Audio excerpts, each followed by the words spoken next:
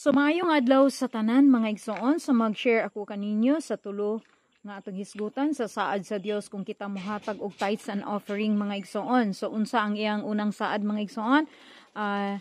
Dili taniya tawgon nga kawatan mga igsoon kung kita mohatag sa tithes and offering. Malachi chapter 3 verse 8 paingon sa 9, mangawat ang tao pinaagi sa ikapulo og mga halad ug dili kita tungluhon. He will up og ikaduha mga igsoon, iyang ablihan ang bintana sa langit mga igsoon.